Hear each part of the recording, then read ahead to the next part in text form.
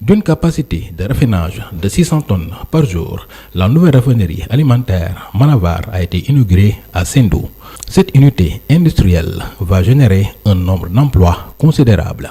Cette infrastructure permettra la création de 450 emplois directs et de 200 emplois indirects, contribuant ainsi de manière significative à l'emploi des jeunes et à la dynamisation du tissu économique national.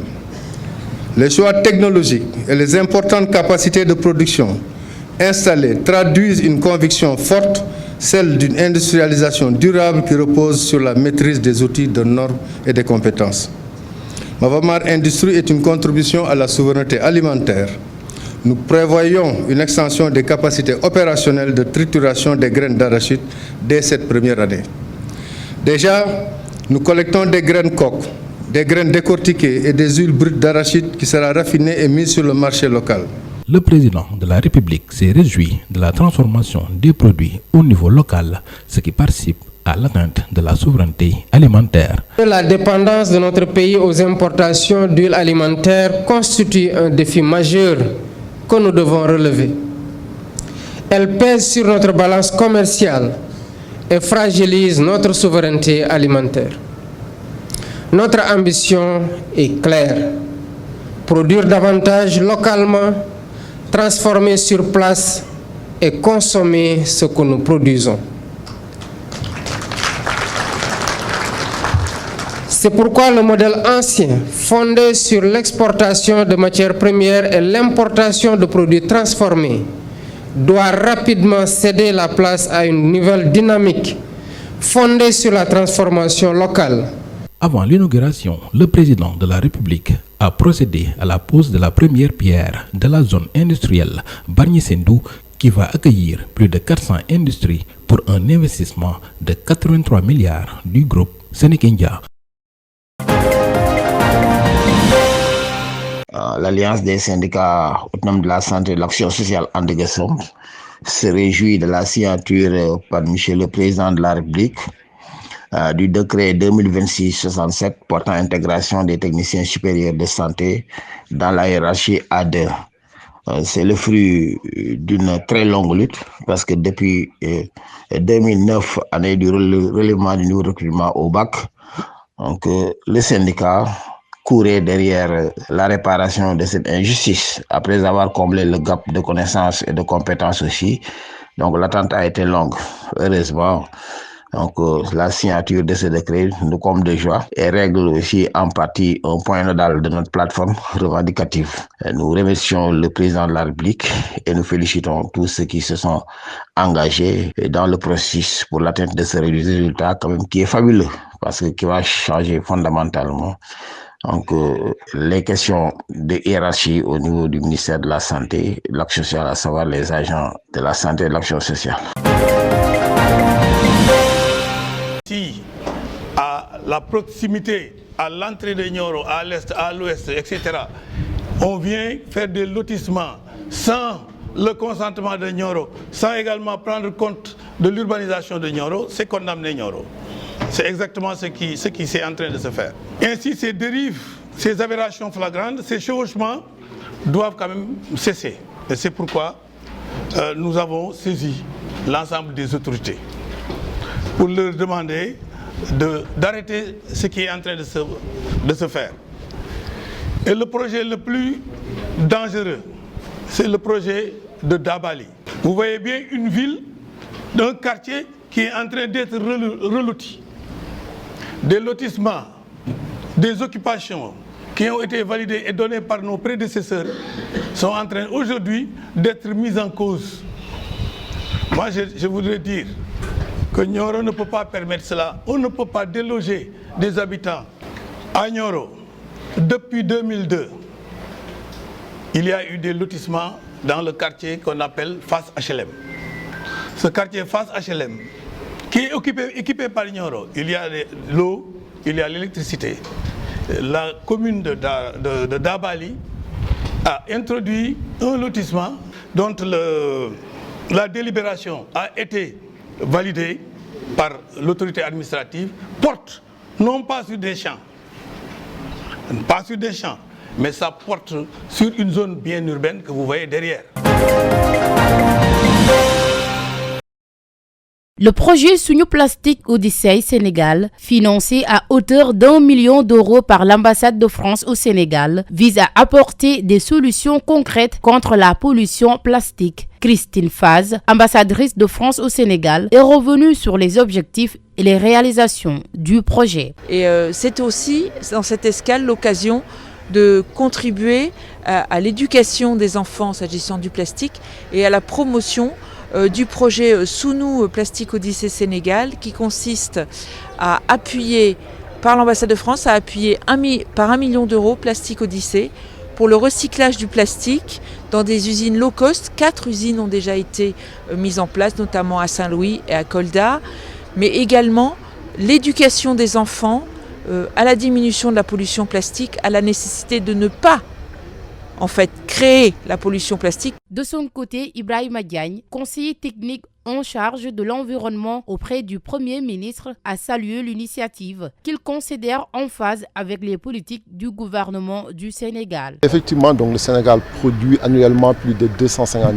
tonnes, dont seulement 30 000 sont recyclées, ce qui est très faible par rapport à nos objectifs, sachant qu'aujourd'hui le Sénégal s'est engagé résolument à la prise en charge de la lutte contre le périplastique. Donc, comme vous le savez, une loi est déjà en vigueur depuis 2020, mais le constat est que cette loi tarde encore à s'opérationnaliser. Donc, par conséquent, de pareilles initiatives comme l'arrivée du bateau placé Odyssey nous permet quand même de constater quand même les solutions qui ont fait leur preuve partout ailleurs et de capitaliser de ces expériences à l'effet de pouvoir quand même vulgariser ces bonnes pratiques. Selon le conseiller technique, cette escale du navire au Sénégal sera bénéfique aux entrepreneurs, aux élèves, mais également aux décideurs. Et nous espérons que les entrepreneurs qui vont visiter le bateau vont s'inspirer quand même des meilleures pratiques. Les élèves écoliers qui vont venir aussi visiter vont être sensibilisés autant sur les méfaits que sur les bienfaits de la pollution plastique, mais surtout sur les bienfaits d'une bonne prise en charge quand même de ces déchets, et qu'effectivement nous décideurs, en visant le plastique, ça nous permet quand même de nous ouvrir et faire un benchmarking par rapport quand même aux meilleures pratiques qui ne se font pas ailleurs. Cette deuxième escale du navire Plastique Odyssey à Dakar, prévue du 26 janvier au 16 février, sera marquée par des visites scolaires, la formation de plus de 1000 enfants à bord du bateau, ainsi que des projections de films. Loin du contentieux juridique qui bloque le nouvel hôpital de Ourossogui et les chantiers de l'ISEP dont les travaux lancés il y a presque 10 ans peinent toujours à sortir de terre. L'université Souleymane Niasse Matam est l'unique chantier dont les travaux avancent en bon train dans la 11e région. En visite dans le futur temple du savoir, le ministre des Infrastructures a noté des avancées concrètes et appelle l'entreprise en charge des travaux à redoubler d'efforts.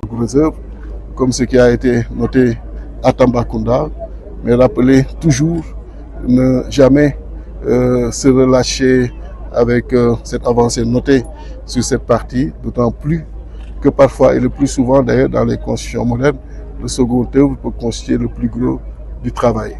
Et augmenter l'effectif, les heures de travail et pourquoi pas être dans la philosophie pour chaque bâtiment comme s'il ne s'agissait que de ce bâtiment à construire au niveau de l'université en termes de mobilisation de personnel nécessaire pour tous les corps d'État concernés. Sachant que nous comptons, s'il plaît à Dieu, revenir ici au mois de juin pour voir l'état d'avancement et au mois d'octobre 2026 pour réceptionner ce bâtiment. Conscient de la date de livraison du chantier, l'entreprise en charge des travaux rassure. En termes de taux d'exécution physique, nous avons un taux d'exécution qui environne 70%. Nous sommes largement dans le délai et nous espérons livrer les bâtiments à terme. En ce qui concerne le redémarrage des travaux de désenclavement de Dandemayo, nord et sud, les populations doivent encore attendre. Pour aussitôt prendre des dispositions avec le DG de la Géroute et rassurer que c'est un dossier bien connu, bien suivi, Et naturellement, on va voir dans la mesure des ressources disponibles, des possibilités de l'État, comment faire pour relancer ce chantier sans pour autant prendre le risque de donner des délais tout de suite. Cette visite a permis au patron des infrastructures de tirer un bilan sur la situation des grands chantiers de la région de Matam. Mais les populations constatent que Matam est toujours dans l'attente d'un nouveau départ depuis l'arrivée au pouvoir du tandem Diomaye Sonko. Illustration, arrêt de certains travaux et retard de démarrage de l'agropole Nord. Des leviers de développement que ces habitants nord-est du pays attendent des autorités compétentes.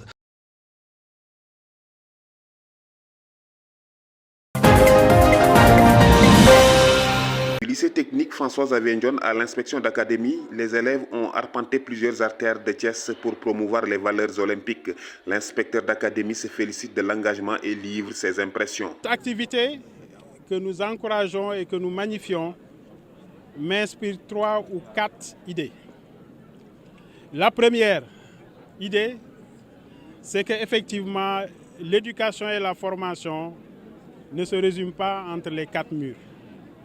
L'éducation et la formation de nos enfants doivent être globales. Parce qu'effectivement, dans la vision 2050, l'axe 2, le capital humain de qualité, constitue en tout cas une priorité pour les autorités. La troisième idée que cette activité m'inspire, c'est qu'effectivement, dans la région de Thiès, comme peut-être ailleurs, il y a un programme très vaste dénommé Wadjal Khaleyi, mis en œuvre avec les forces de défense et de sécurité et porté par la zone militaire numéro 7. Et dans ce programme, nous avons eu déjà à former des élèves, nous avons eu à faire des activités d'investissement humain et cette randonnée pédestre qui a vu la participation.